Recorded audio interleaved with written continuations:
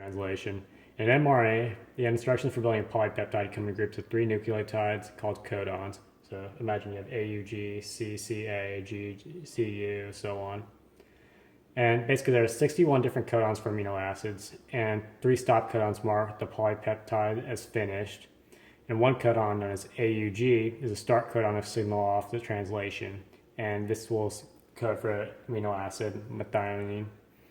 In translation, the codons of mRNA are read in order from the 5' end to 3' end by molecules called tRNAs, or transfer RNAs. Each tRNA has an anticodon, a set of 3 nucleotides that binds to a matching mRNA through a base pairing.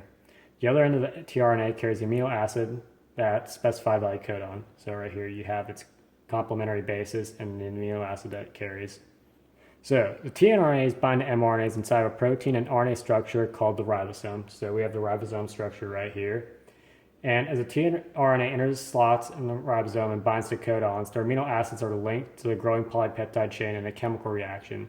The end result is a polypeptide whose amino acid sequence mirrors the sequence of codons in mRNA. So right here we're going to go over the full sequence of 3. So the first sequence is called initiation, similar to transcription. In order for translation to start, we need a few key ingredients, and these include the ribosome, the mRNA with the instructions, and the initiator tRNA carrying the first amino acid in the protein, which is almost always methionine. During initiation, these pieces must come together in just the right way. Together they form the initiation complex, the molecular strip setup needed to start making a new protein. Inside your cells, initiation goes like this. First, tRNA carrying methionine attaches to a small ribosomal subunit.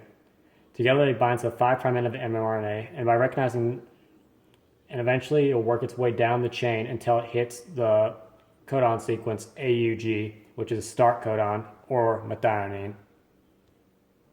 The second sequence is known as elongation, similar to transcription. This is where the polypeptide chain basically gets longer. Our first methionine carrying tRNA starts out in the middle slot of the ribosome, known as the P site. So right here you have the P site, and right next to it you have the A, and to the left of it you have the E site. Basically, next to it a fresh codon is exposed in another slot. So right here in the A site, here's a second codon, or the second tRNA carrying a new amino acid that bonds to the codons here. And this is basically known as a landing site, or site A. Basically, once matching tRNA is landed in the A site, it's time for a sort of action where a peptide bond will connect this amino acid to this next one. So now you'll have like a sequence of amino acids such as met, val, and this can go on for however long until you hit a stop codon. So here you have a polypeptide bond, and basically you have these 2 amino acids that are now bonded to each other. Now this will become the P site, and the A site will move over to here with this next tRNA. So polypeptides, like all good things, must eventually come to an end. Translation ends in a process called termination, same as in transcription. This happens when a stop codon in the mRNA, which 3 of them are present, UAA, UAG, or UGA, enters the A site. So as we go down here, say that your polypeptide chain is AGC section or the P site, and you have your next tRNA in the UAA slot, which is the A site. Essentially what's going to happen here is when it recognizes a stop codon, those are recognized by proteins called release factors, which neatly fit into the P site.